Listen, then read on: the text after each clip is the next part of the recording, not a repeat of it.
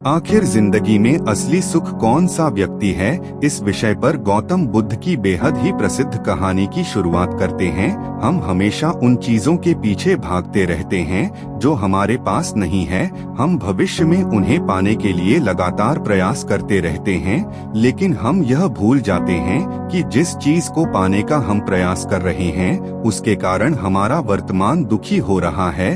हमारे वर्तमान की सारी खुशियाँ हमसे छिन रही हैं। इस कहानी में आप यह समझ पाएंगे कि किस प्रकार आपका जो वर्तमान है वही सर्वश्रेष्ठ समय है। इस समय को आपको भरपूर ढंग से जीना चाहिए, क्योंकि यह समय जो आज आपके पास है वह दोबारा नहीं लौटने वाला। बहुत समय पहले की बात है। एक नगर में एक बहुत ही गरीब व्यक्ति रहता था। वह जब भी किसी धनी व्यक्ति को देखता तो वह मन ही मन बोलने लगता और कहता, हे भगवान, तूने मुझे इतना गरीब क्यों बनाया? इन अमीर व्यक्तियों को देखो, यह लोग कैसे ढंग से खेल रहे हैं, जीवन का आनंद ले रहे हैं, और एक मैं हूँ जो हर रोज एक एक पैसे के लिए तरस जाता हूँ। मेरे पास तो फूटी कौड़ी तक नहीं है और यह लोग पैसे बर्बाद कर रहे हैं। हे भगवान, मुझे भी अमीर बना दे। एक दिन वह व्यक्ति इसी तरह बोल रहा था, तभी उसके पास से एक बौद्ध भिक्षु गुजर रहे थे।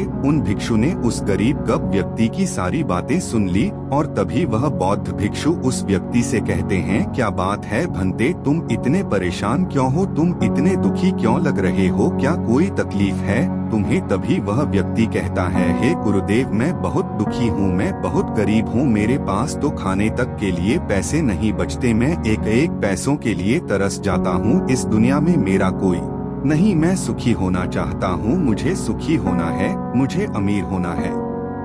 हे गुरुवर, क्या आप मुझे कोई ऐसा उपाय बता सकते हैं जिससे मैं जल्द से जल्द अमीर हो जाऊं और मेरे पास किसी चीज की कोई कमी ना रहे? उस व्यक्ति की यह बात सुनकर उन बौद्ध भिक्षु ने उस व्यक्ति की तरफ ध्यान से देखा और फिर उस व्यक्ति को कहते हैं, भंते, तू मेरे साथ चल। इतना कहकर वह भिक्षु उस गरीब व्यक्ति को एक अमीर व्यक्ति के घर ले गए। उस अमीर के घर को देखकर उस गरीब व्यक्ति की आंखें फटी की फटी रह गई। उस गरीब व्यक्ति ने उन भिक्षु से कहा, हे गुरुवर, इतना अमीर होने के लिए तो मैं कुछ भी कर सकता हूँ। यदि मेरे पास इतने पैसे हो तब तो क्या ही बात है, इस घर में तो कितना आनंद आता होगा। तभी वह भिक्षु मुस्कुराने लगे और उस गरीब व्यक्ति से कहते हैं, इसीलिए तो मैं तुम्हें यहाँ पर लाया हूँ। इतना कहते हुए भिक्षु उस व्यक्ति को उस घर के मालिक के पास ले जाते हैं और उस अमीर व्यक्ति से कहते हैं, तुम्हारे पास तो इतनी धन दौलत है,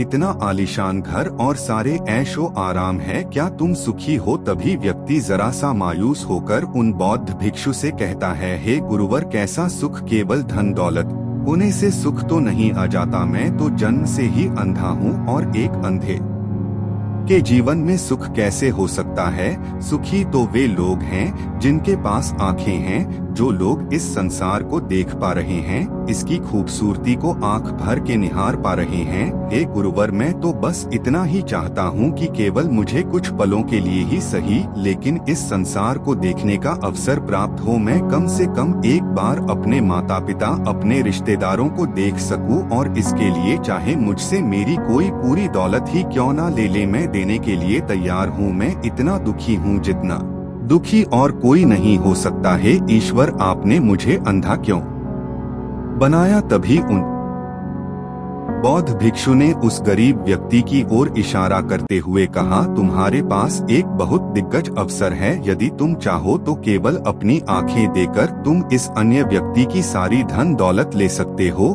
और उसके बाद तुम भी अमीर बन जाओगे, तुम भी सुखी हो जाओगे, तुम्हें तुम्हारा सुख मिल जाएगा और इस अंधे व्यक्ति को उसका सुख प्राप्त हो जाएगा। तभी वह गरीब व्यक्ति कहता है, नहीं नहीं गुरुजी, आप यह क्या कह रहे हैं? बिना आंखों के मैं अमीर होकर क्या करूँगा? ना गुरुना, मैं अपनी आंखें नहीं दूंगा।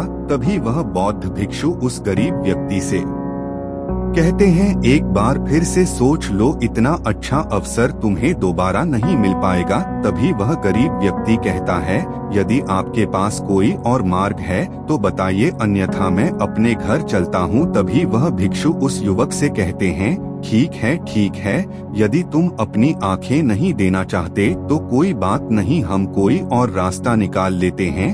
तभी वह बौद्ध भिक्षु उस व्यक्ति का हाथ धरकर उसे एक और धनी व्यक्ति के घर ले जाता है। इस धनी व्यक्ति का घर पहले वाले धनी व्यक्ति से और भी ज्यादा विशाल था। यह देखकर वह गरीब व्यक्ति कहता है, अरे अरे, इतना आलीशान घर मैंने आज तक नहीं देखा था। तभी वह बौद्ध भिक्षु उस गरीब व्यक्ति को उस धनी व्यक्ति के पास ले जाते हैं और उस धनी व्यक्ति से कहते हैं, आप तो बहुत सुखी होंगे, आपके पास इतना आलीशान घर है, इतनी धन दौलत है, सारे ऐशो आराम है, आपको तो किसी चीज की कोई कमी नहीं, आप अवश्य ही बहुत सुखी होंगे। तभी वह धनी व्यक्ति मायूस होकर उन बौद्ध भिक्षु से कहता है, आप यह कैसी बातें कर रहे हैं? आप तो जानते हैं कि मेरे दोनों हाथ काम नहीं करते, मैं अपाहिज हूँ। यह जो इतनी धन दौलत आप देख रहे हैं, इन्हें देखकर भी मैं अपने हाथ वापस नहीं ला सकता, तो ऐसे में यह धन दौलत मेरे किस काम की? इससे तो अच्छा होता कि ईश्वर ने भला ही मुझे गरीब बनाया होता, लेकिन कम से कम मेरे दोनों हाथ मुझे सही दे देता। ना जाने भगवान ने मुझे क्यों अपाहिज बना दिया। जितना दुखी मैं हूँ उतना दुखी और कोई नहीं होगा। तभी एक बार फिर उन बौद्ध भिक्षु ने उस गरीब व्यक्ति की ओर इशारा करते हुए कहा, भंते, तुम्हारे पास एक और मौका है, यदि तुम चाहो तो अपने दोनों हाथ देकर इस अमीर व्यक्ति की सारी धन दौलत ले सकते हो। क्या कहते हो? क्या तुम तैयार हो? और अब की बार तो तुम्हें आंखें भी नहीं देनी होगी, तुम्हारी आंखें तुम्हारे साथ ही रहेंगी। तभी वह गरीब व्यक्ति उन बौद्ध भिक्षु से कहता है, अरे महाराज, आप यह क्या कह रहे हैं? एक अपाहिज होकर मैं इस धन दौलत का क्या करूँगा? क्या आपके पास कोई ऐसा अमीर व्यक्ति नहीं है जिसका पूरा शरीर भी स्वस्थ हो और उसके पास बेशुमार धन दौलत भी हो? तभी वह बौद्ध भिक्षु उस व्यक्ति का हाथ धरकर के उसे तीसरे अमीर व्यक्ति के पास ले जाते हैं। उस अमीर व्यक्ति के पास उसका अपना महल था। यह देखकर वह गरीब व्यक्ति उन बौद्ध भिक्षु से कहता है, हे गुरुवर, यह तो अवश्य ही बहुत सुखी होगा, इसके पास तो इतना आलीशान महल है, इसके पास तो इतनी सारी धन दौलत है, यह अवश्य ही बहुत खुश रहते होंगे, इनका जीवन तो आनंद में होगा। तभी वह बौद्ध भिक्षु उस गरीब व्यक्ति को उस धनी व्यक्ति के पास ले जाते हैं और फिर उस धनी व्यक्ति से कहते हैं, आप तो अवश्य ही खुश रहते होंगे क्योंकि आपके पास इतना आलीशान महल है, इतनी सारी धन दौलत है, आपके पास तो सारी सुख सुविधाएं भी हैं, आपका जीवन तो आनंद में बीतता होगा। इसके जवाब में वह अमीर व्यक्ति कहता है, हे गुरुवर, कैसा आनंद, मुझ जैसा दुखी इस दुनिया में और कोई नहीं होगा। मैं आज बहुत दर्द में हूँ, मेरी पत्नी ने मुझे धोखा दे दिया है, वह किसी और से प्रेम करती है जो मुझसे भी अमीर है। आज मुझे समझ आया कि यह धन दौलत कभी किसी को सुख दुख नहीं दे सकती, और जब मन में दुख हो तो यह धन दौलत किस काम की। मुझसे सुखी तो वह गरीब इंसान होगा जिसकी पत्नी कम से कम उसके साथ तो है, वह उसके साथ वफादार तो है। आज मैंने तय कर लिया है कि मैं अपनी पत्नी और उसके प्रेमी की हत्या कर दूंगा। यह सुनकर वह भिक्षु उस अमीर व्यक्ति से कहते हैं, इससे पहले कि तुम ऐसा कदम उठाओ, कम से कम मुझे भोजन तो करवा जाओ और भोजन की व्यवस्था करो और साथ में कुछ कांच के टुकड़ भी ले आना। वह धनी व्यक्ति सभी साधु संतों का बहुत आदर करता था, इसलिए वह उन बौद्ध भिक्षुओं की बात मान जाता है, लेकिन वह यह नहीं समझ पाता कि आखिर उन बौद्ध भिक्षु ने खाने के साथ कांच के टुकड़े क्यों मंगवाए हैं। लेकिन जैसा कि उन बौद्ध भिक्षु ने कहा था, वह अमीर व्यक्ति उसी प्रकार खाने की व्यवस्था कर देता है। वह भोजन के साथ साथ कुछ कांच के टुकड़ लेकर उन बौद्ध भिक्षु के पास पहुंचता है।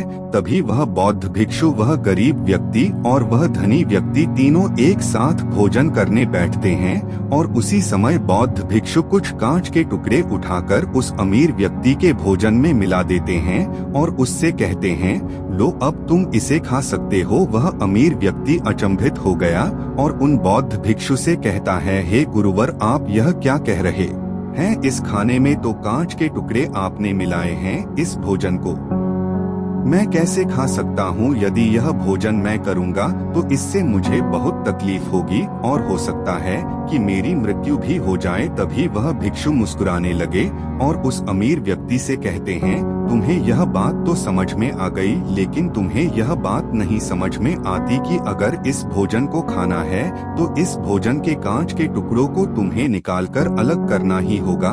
तभी यह भोजन तुम्हां खाने योग्य बनेगा और तब यह भोजन तुम्हें कोई तकलीफ नहीं देने वाला, बल्कि तुम्हें सुख ही प्रदान करेगा। इस पर वह अमीर व्यक्ति अचरज में उन बौद्ध भिक्षु से कहता है, हे गुरुवर, आखिर आप क्या कहना चाहते हैं? तभी वह बौद्ध भिक्षु उस अमीर व्यक्ति से कहते हैं, ऐसे लोग जो कांच के टुकड़े के समान है, यदि तुम उनके साथ चिपके रहोगे तो तुम्हें दर्द तो अवश्य ही होगा। जिस प्रकार यह कांच का टुकड़ा मिला हुआ भोजन तुम्हें दर्द प्रदान करेगा, इसलिए इसका समाधान तो यही है कि तुम इन कांच के टुकड़ों को भोजन से अलग कर दो और जो है उस पर ध्यान दो, अर्थात कि तुम उन लोगों को भूल जाओ जो तुम्हारे जीवन में नहीं है और उन लोगों पर ध्यान दो जो इस समय तुम्हारे साथ हैं, जैसे कि तुम्हारी पुत्री।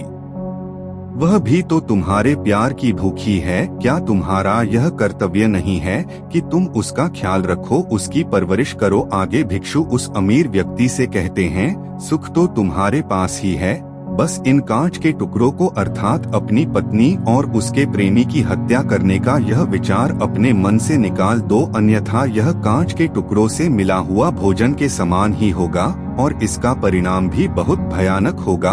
वह भिक्षु इतना कहकर शांत हो गए और उस अमीर व्यक्ति को भी उन भिक्षु की बात समझ में आ गई। उन्होंने तुरंत ही उन बौद्ध भिक्षु के चरण छुए और वह अमीर व्यक्ति कहने लगा, है गुरुवर, आपने मुझे पाप करने से बचा लिया है, मैं आपका बहुत बहुत आभारी हूँ। उसके बाद वह भिक्षु उस गरीब व्यक्ति को लेकर आगे की ओर निकल जाता है।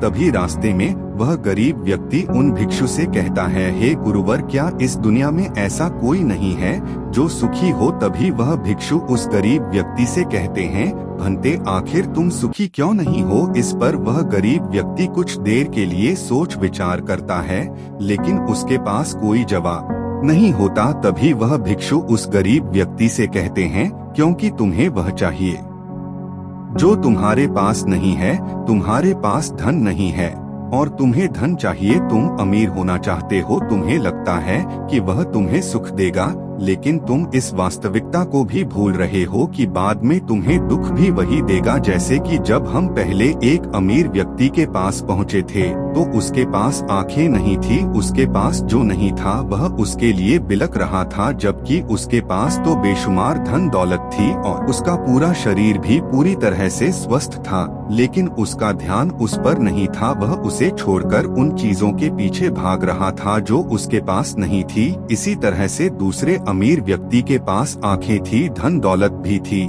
लेकिन हाथ नहीं थे। इसी प्रकार जो चीज उसके पास थी वह उसका आनंद नहीं ले रहा था, बल्कि वह तो इस दुख में था कि उसके पास उसके हाथ नहीं है। और ठीक इसी प्रकार से तीसरा अमीर व्यक्ति भी दुखी था, क्योंकि उसके पास तो धन दौलत भी थी, ऐशो आराम भी था और उसके पास तो उसका पूरा शरीर भी था, वह पूरी तरह से स्वस्थ और तंदुरुस्त भी था, लेकिन फिर भी वह दर्द में था, क्योंकि उसे उसकी पत्नी ने धोखा दे दिया था, जो उसकी कभी हो ही नहीं सकती थी। जो स्त्री केवल धन के लिए किसी और के साथ भाग जाए, क्या वह उसका साथ कभी दे सकती थी? नहीं। लेकिन उस अमीर व्यक्ति के पास जो था, अर्थात उसकी पुत्री, वह उसके बारे में सोच ही नहीं रहा था। आगे वह भिक्षु उस गरीब व्यक्ति से कहते हैं, अमीर गरीब होने से दुख और सुख का कोई मतलब नहीं होता। अमीर हो या गरीब, हमारे दुखी होने का एकमात्र कारण यही होता है कि हम हमेशा उन चीजों के पीछे भागते रहते हैं जो हमारे पास है ही नहीं, और जो वर्तमान में हमारे पास है हम उस पर ध्यान ही नहीं देते और ना ही उसका आनंद ले पाते हैं। हम तो केवल भविष्य में घूमते रहते हैं, भूतकाल में अटके रह जाते हैं, और यह सारी गलतियां हम वर्तमान की जमीन पर करते हैं। और यही कारण है कि तुम कभी आनंदित हो ही नहीं पाते, तुम कभी खुश नहीं रह पाते, क्योंकि जो आनंद का समय है, अर्थात वर्तमान का समय, वह तो यूं ही नष्ट हो जाता है। तभी आगे वह भिक्षु उस गरीब व्यक्ति की ओर इशारा करते हुए कहते हैं, भंते तुम मुझे यह बताओ, क्या तुम्हारे पास उन तीनों अमीर व्यक्तियों के दुखों में से कोई एक भी दुख है? तभी वह गरीब व्यक्ति सोच विचार कर उन भिक्षु से कहता है, नहीं, मेरे पास उन अमीर व्यक्तियों के दुख में से कोई भी दुख नहीं है। इस पर भिक्षु उस गरीब व्यक्ति से कहते हैं, तो फिर तुम दुखी क्यों हो? इसका जवाब देते हुए वह गरीब व्यक्ति उन भिक्षु से कहता है, हे गुरु, भले ही मैं उनके मुकाबले सुखी हूँ, पर क्या धन कमाना या धन प्राप्त करने की इच्छा नहीं होनी चाहिए? क्या मुझे अपने वर्तमान को इसी तरह से स्वीकार कर लेना चाहिए? क्या मुझे हमेशा इसी तरह से गरीब रहना चाहिए? तभी भिक्षु दिल से मुस्कुराते हुए उस गरीब व्यक्ति से कहते हैं, वर्तमान में वर्तमान क्षण का आनंद लो, वर्तमान में ही ऐसे कर्म करो जिससे तुम्हारा भविष्य सुधर सके, लेकिन ऐसी चीजों के पीछे व्यर्थ समय ना गवाहो जो तुम्हारे पास आज नहीं है। जो तुम्हारे पास आज है उसका आनंद लो, और जो तुम पाना चाहते हो उसके लिए केवल कर्म करो, और उस कर्म का फल तुम्हें भविष्य में मिलेगा। यानी इसकी चिंता में भी मत रहना, क्योंकि यदि तुम इसकी चिंता में रहोगे तो कभी सुखी नहीं रह पाओगे। भले ही हालात कितने भी बुरे क्यों ना हो, केवल अपने आज पर ध्यान दो और अपने कर्म मन लगाकर करो। इतना कहकर वह भिक्षु शांत हो गए, और गरीब व्यक्ति को भी उन बौद्ध भिक्षु की बात अच्छी तरह से समझ में आ चुकी थी। वह यह समझ चुका था कि अब से उसे अपने वर्तमान पर ध्यान देना है, उसे अपने वर्तमान को सुधारना है। उसके बाद उस गरीब व्यक्ति ने उन बौद्ध भिक्षु को प्रणाम किया और वापस अपने घर लौट गया। अब से वह गरीब व्यक्ति यह सोचकर हमेशा खुश रहने लगा कि कम से कम वह उन 3 अमीर व्यक्तियों से अधिक खुश है। उसके पास अधिक खुशियों की वजह है, हाँ, यह बात और है कि उसके पास धन नहीं है, लेकिन उसके पास ऐसी चीजें हैं जो धन से कहीं ज्यादा कीमती हैं, और वह है उसका पूरा शरीर जो पूरी तरह से स्वस्थ है। दोस्तों, मैं उम्मीद करता हूं कि यह कहानी सुनने से आपके जीवन में अच्छे बदलाव आए होंगे। आपको इस वीडियो से क्या सीखने मिला यह कमेंट करके जरूर बताइए, और अपने परिवार, दोस्तों या आपके करीबी इंसान के साथ यह कहानी शेयर करके उन्हें भी इस ज्ञान से परिचित करवाएं। बाकी अगर आपको यह वीडियो दिल से अच्छी लगी हो तभी इस वीडियो को लाइक कर देना, और आपने अब तक इस चैनल को सब्सक्राइब ना किया हो तो चैनल को सब्सक्राइब भी जरूर कर देना। आपका हर दिन शुभ हो और खुशियों से आपका जीवन भरा रहे। धन्यवाद। नमो बुद्धाय। चलिए बढ़ते हैं दूसरी कहानी की तरफ। इस कहानी में एक अजीब सा रहस्य बताया गया है, जिससे आप अपने अवचेतन मन की शक्ति को इस्तेमाल करके जिंदगी की कठिन से कठिन सफलता आसानी से प्राप्त कर सकते हैं। कैसे अपने अवचेतन मन की शक्ति को इस्तेमाल करना है, इसकी विधि क्या है, इस विषय पर हम आज एक अद्भुत कहानी आपको सुनाएंगे। दोस्तों, हमारा जो चेतन मन होता है उससे करीब 9 गुना अधिक ताकतवर हमारा अचेतन मन होता है। अगर 1 गुना ताकत हमारे चेतन मन के पास है तो इसका अर्थ यह हुआ कि उससे 9 गुना अधिक ताकत हमारे अवचेतन मन के पास है, क्योंकि अवचेतन मन ही हमारे पूरे शरीर को नियंत्रित करता है। चेतन मन हमारे दिमाग का एक हिस्सा है जो हमारे विचारों और भावनाओं से प्रेरित होता है, और हमारा चेतन मन ही तर्क वितर्क करने में हमारी मदद करता है। लेकिन दूसरी तरफ हमारा अवचेतन मन यह तर्क वितर्क नहीं करता, यह उस जानकारी को ग्रहण कर लेता है जो इसे चेतन मन देता है। इसीलिए जैसा हम अपने अवचेतन मन में सोचते हैं वैसे ही हम बनते चले जाते हैं। क्या आपने कभी इन बातों पर विचार किया है कि कोई व्यक्ति दुखी क्यों है और वहीं पर दूसरा व्यक्ति इतना सुखी क्यों है? एक व्यक्ति सुख और समृद्धि से भरा हुआ है, वहीं पर दूसरा व्यक्ति इतना गरीब और दुखी क्यों है? एक व्यक्ति भयभीत है जबकि दूसरा व्यक्ति आस्था और विश्वास से भरा हुआ है। एक व्यक्ति आलीशान महलों में रहता है, वहीं पर दूसरा व्यक्ति गरीब और टूटी फूटी कुटिया में रहता है। कोई बहुत सफल है तो कोई असफल, कोई व्यक्ति जरा सी मेहनत करके सफलता प्राप्त कर लेता है, और वहीं पर कोई दूसरा व्यक्ति जीवन भर मेहनत करने के बाद भी असफल ही रह जाता है। तो आखिर इन सब चीजों का कारण क्या है? क्या आपने कभी इन पर विचार करने की कोशिश की है? हमारे जीवन में जो भी अच्छा है वह हमारे चेतन मन पर निर्भर करता है। अर्थात यदि आप अपने चेतन मन में यह बात भरेंगे कि मेरे साथ जो कुछ भी होगा वह अच्छा होगा, मेरे साथ जो कुछ भी हो रहा है वह अच्छा हो रहा है और मैं एक दिन कामयाब जरूर बनूंगा, तो आप अवश्य ही अपने जीवन में कामयाब बन जाएंगे। वहीं पर यदि आप अपने अवचेतन मन में बुरी बुरी बातें रखेंगे अर्थात नकारात्मक बातें कहेंगे, तो आपके जीवन में केवल नकारात्मकता ही भर जाएगी और आपके साथ कुछ भी अच्छा नहीं होगा। आप जहां जाएंगे वहां पर आपके हाथ केवल असफलता ही लगेगी। आप हमेशा निराश और परेशान ही रहेंगे, लेकिन उनका हल आपको कभी नहीं मिल पाएगा। इसलिए यदि आप भी अपने मन को अच्छी तरह से जानना चाहते हैं, वह सेवा काम करवाना चाहते हैं, जो आप चाहते हैं उसे अपने नियंत्रण में रखना चाहते हैं, तो इस कहानी को अंत तक जरूर देखिएगा, क्योंकि इस वीडियो में आपको ऐसी महत्वपूर्ण जानकारियां मिलेगी जिसकी मदद से आप अपना जीवन अच्छे से जी सकते हैं। आप जो चाहे उसे हासिल कर सकते हैं। आप जिस भी लक्ष्य को प्राप्त करना चाहते हैं उसे आप प्राप्त कर सकते हैं। आज की इस कहानी में हम यह जानने वाले हैं कि आखिर चेतन मन और अवचेतन मन में मुख्य अंतर क्या है और वह किस तरह से काम करता है, और हम अपने अचेतन मन में अच्छी बातें किस प्रकार से भर सकते हैं जिससे हमारा जीवन परिवर्तित हो सके, हम सफलता की ओर आगे बढ़ सके। बहुत समय पहले की बात है, एक नगर में एक बहुत ही प्रसिद्ध गुरु रहा करते थे। उनकी ख्याति दूर दूर तक फैली हुई थी। उनके आश्रम में उनके कई शिष्य भी थे। एक दिन संध्या के वक्त वह गुरुवर अपने सभी शिष्यों को बुलाकर उन्हें उपदेश दे रहे थे। वे कह रहे थे, शिष्यों, हमारा मस्तिष्क दो भागों में विभाजित है, चेतन मन और अवचेतन मन। चेतन मन हमारे मस्तिष्क का पहरेदार है, वहीं पर अवचेतन मन हमारा मालिक है। उन गुरु की आवाज सुनकर एक शिष्य ने कहा, हे गुरुदेव, आप क्या कहना चाहते हैं?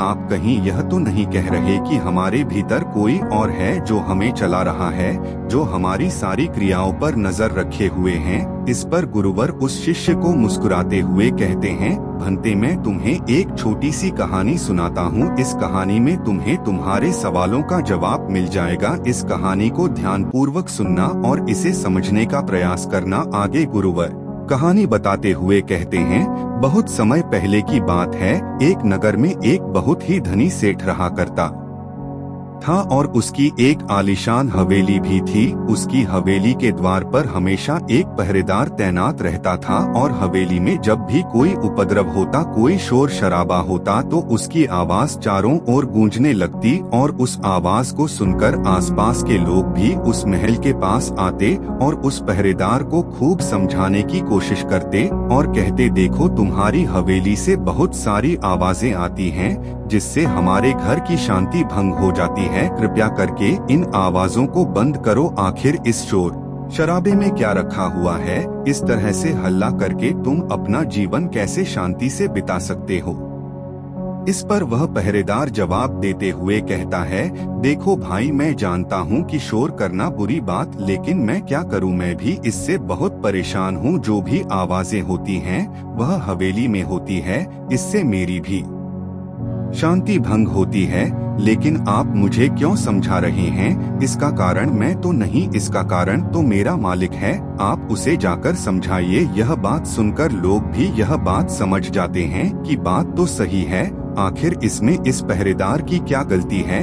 यह तो केवल अपना काम कर रहा है, गलती तो मालिक ही है। वह उपद्रव करता है, वह शोर शराबे करता है और जब भी उसे यह सब करने का मन होता है तो वह हवेली के बाहर आता है और उपद्रव करके वह वापस हवेली में जाकर बैठ जाता है। और जिन लोगों को भी उस हवेली के मालिक से तकलीफ होती है, जिनकी भी शांति भंग होती है, वे सभी आकर उस पहरेदार को ही समझाने का प्रयास करते हैं।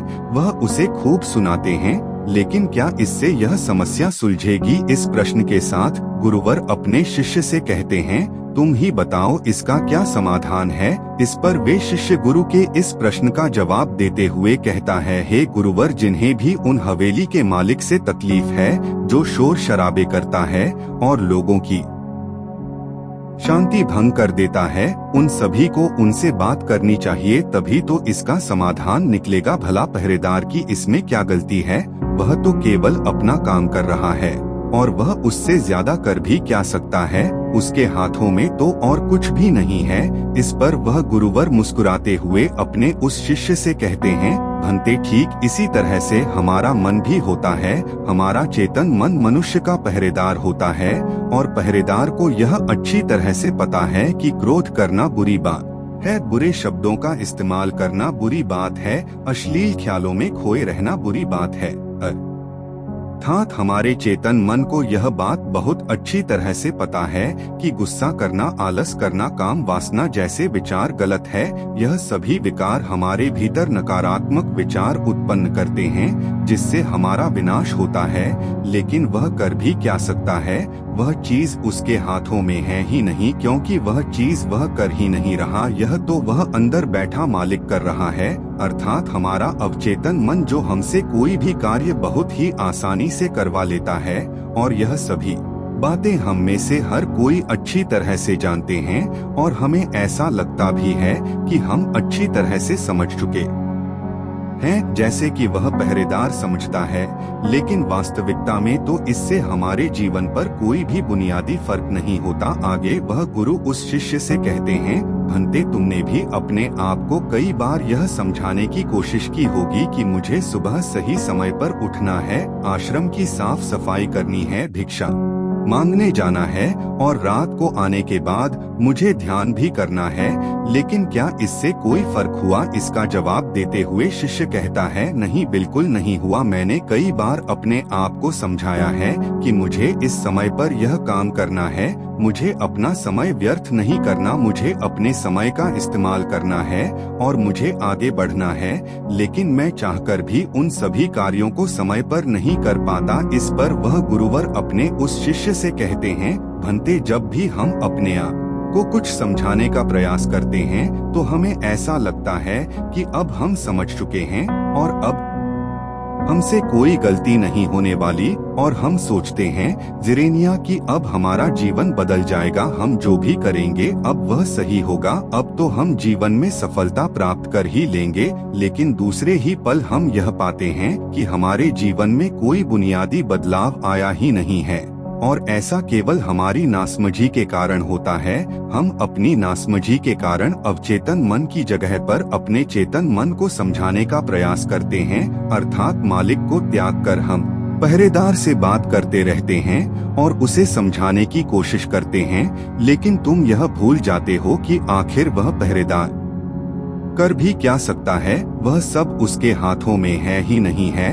हमें तो अपने अवचेतन मन को समझाने की आवश्यकता है। हमारी बुद्धि अर्थात वह पहरेदार जो यह समझ जाता है कि क्या सही है और क्या गलत, उसे कब क्या करना है, क्या नहीं करना। लेकिन यह सारी बातें केवल हमारे पहरेदार अर्थात हमारे चेतन मन के सीमित रह जाती हैं। यह सारी बातें हवेली के उस मालिक अर्थात हमारे अवचेतन मन तक तो पहुंच ही नहीं पाती और यही कारण है कि हमारे जीवन में कभी कोई बुनियादी बदलाव हो ही नहीं पाता। ठीक उसी प्रकार जैसे कि यदि आपसे कोई कहता है कि पौधे में पानी भरोगे तो वह पौधा एक दिन वृक्ष होगा और फिर उसमें फल आएंगे, और आप उस बात को मान लेते हैं और उस पौधे में पानी भी देते हो। लेकिन आप पौधे की पत्तियों पर पानी देते हो और सोचते हो कि इसमें फल आएंगे। लेकिन जरा एक बार के लिए यह सोचिए, अगर पत्तियों में पानी दोगे तो उसमें फूल और फल कैसे आएंगे? हमें तो उस पौधे की जड़ में पानी देने की आवश्यकता है।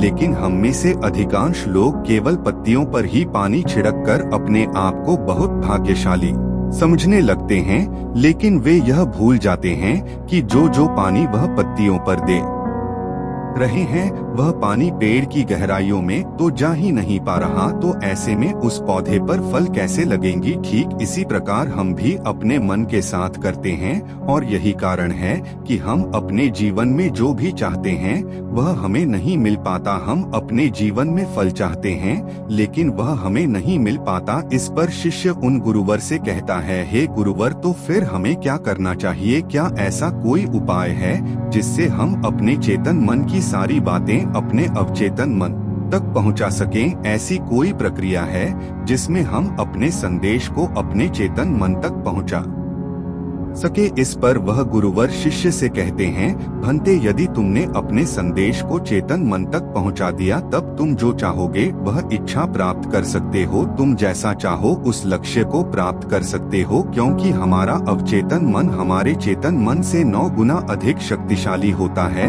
आपने कभी ना कभी यह देखा ही होगा कि एक मनोवैज्ञानिक जब किसी के मन के गुप्त राज को जानने की कोशिश करता है, तब वह मनोवैज्ञानिक जब उसके मन की बात को बाहर निकलवाना चाहता है, उसके अतीत में जो भी घटना घटी है उसमें साफ साफ रूप से प्रवेश करना चाहता है, तो इसके लिए वह हाइपोस का उपयोग करते हैं। और आप में से अधिक अधिकांश लोगों ने इस प्रक्रिया को देखा ही होगा। इस प्रक्रिया का प्रयोग करके मन की सारी सूचनाएं अपने आप ही बाहर निकलती हैं। इस प्रकार किसी के भी मन को काबू में करके हम उससे जो चाहे वह कार्य करवा सकते हैं। हाँ, अब आपके मन में यह भी प्रश्न उठ रहा होगा कि शायद वह सभी हमारे अवचेतन मन की चाल को समझते हैं, वह इसे अच्छी तरह से जानते हैं कि उसे किस तरह से अपने काबू में किया जाता है। तो इसका जवाब बहुत ही सीधा और सरल है, और इसका जवाब है हाँ, क्योंकि उन्होंने इसके ऊपर कई बार प्रयोग किया है और वह इसमें इतने निपुण हो जाते हैं कि वह किसी भी दूसरे मन पर अपना काबू कर सकते हैं। और अगर आप भी अपने अवचेतन मन की बात को समझते हैं, अपने मन की चाल को समझते हैं, तो आप भी अपने ही नहीं बल्कि किसी दूसरे के मन को भी वश में कर सकते हैं। आगे गुरुवर अपने उस शिष्य से कहते हैं, भंते, अपने अचेतन मन तक संदेश पहुंचाने के लिए आपको अपने चेतन मन को शांत करना होगा, उसे सुलाना होगा। और ऐसा इसीलिए क्योंकि हमारा चेतन मन तर्क वितर्क करने में माहिर है। वह एक पहरेदार है, वह हमारी रक्षा के लिए हमेशा तैनात रहता है। इसीलिए जब भी तुम अपना कोई संदेश उस चेतन मन तक पहुंचाने की कोशिश करोगे जरेन्य, तो वह तुमसे तर्क वितर्क जरूर करेगा और हमें अपनी बात अपने मालिक तक पहुंचाने की इजाजत तक नहीं देगा जब तक कि हम अपनी बात अपने चेतन मन को अच्छी तरह से समझा नहीं देते या उसे शांत नहीं कर देते। तब तक वह हमें उस हवेली में घुसने नहीं देगा, क्योंकि हमारी सामान्य बुद्धि अर्थात हमारा चेतन मन तर्क वितर्क करने में माहिर होता है। और यही कारण है कि हम में से अधिकांश लोग अपने अचेतन मन तक एक साफ और स्पष्ट संदेश पहुंचा ही नहीं पाते, और इसी कारण हम अपने अचेतन मन को भी अच्छी तरह से समझ नहीं पाते और हमारा अचेतन मन तर्क वितर्क नहीं करता। उसे तो केवल साफ और स्पष्ट संदेश चाहिए जिस पर वह कार्य कर सके, और उस तक हम साफ और स्पष्ट संदेश तभी पहुंचा सकते हैं जब हमारा मन पूरी तरह से शांत रहेगा, जब हमारे मन में और कोई विचार नहीं होंगे। और यही कारण है कि जब एक मनोवैज्ञानिक किसी के मन पर प्रयोग करता है, उसके मन को काबू करने की कोशिश करता है, उससे मनचाही बात निकलवाने की कोशिश करता है, तो सबसे पहले वह उसके चेतन मन को ही सुलाते हैं। आपने कहीं ना कहीं यह तो देखा ही होगा कि उनके सामने एक पेंडुलम जैसी चीज उनकी आंखों के सामने रख दी जाती है और उसे घुमाया जाता है, जिसे लगातार देखने के बाद वह व्यक्ति पूरी तरह से निद्रा में चला जाता है, और इस कारण उसका चेतन मन पूरी तरह से शांत हो जाता है। और जब उसका पहरेदार पूरी तरह से सो जाता है और उसके पास तर्क वितर्क करने के लिए कोई नहीं बचता, तब वह वैज्ञानिक आसानी से उस हवेली में जाता है और उस मालिक से जी भर के बातें करता है। जो बातें वह चाहता है वह बातें वह उससे निकलवा देता है। टिप के एक महान दार्शनिक ने कहा था कि अगर बात समझ में आ जाए तो आपका जीवन परिवर्तित हो जाता है, लेकिन उन्होंने वह बात उस समय के लोगों के लिए कही थी, क्योंकि उस समय टिब और बाकी दुनिया के लोग बहुत सरल हुआ करते थे, उनका मन बहुत साफ हुआ करता था और उनको जो भी बातें बताई जाती थी वह उन बातों को बहुत शांति पूर्वक सुनते और समझते थे। उस समय कोई भी तर्क वितर्क नहीं करता था, और जब कोई व्यक्ति तर्क वितर्क करने में माहिर होता था तो वह उसे तर्क वितर्क करने देते और शांति से केवल उसकी बातें सुनते जब तक कि व्यक्ति तर्क वितर्क करके थक ना जाए। तो वह गुरु के पास वापस आता है और उनसे कहता है गुरुवर, मैं अब तर्क वितर्क करके थक चुका हूँ, लेकिन उससे मुझे कुछ भी हासिल नहीं हुआ। कृपया करके अपना कोई मार्ग बताइए। आप मुझे अपने तरीके से समझाएं। अब मैं उसमें कोई भी अवरोध उत्पन्न नहीं करूंगा। ठीक इसी प्रकार से हमारी बुद्धि भी काम करती है। जब हमारा मस्तिष्क तर्क वितर्क करके थक जाता है, तब उसे इस बात का एहसास होता है कि तर्क वितर्क करके उसे कुछ भी हासिल नहीं होने वाला, और उस समय तक उसे कुछ भी समझ में नहीं आएगा। अगर आपको यह वीडियो दिल से अच्छी लगी हो तभी इस वीडियो को लाइक कर देना, और आपने अब तक इस चैनल को सब्सक्राइब ना किया हो तो चैनल को सब्सक्राइब भी जरूर कर देना। आपका हर दिन शुभ हो और खुशियों से आपका जीवन भरा रहे। धन्यवाद। नमो बुद्धाय।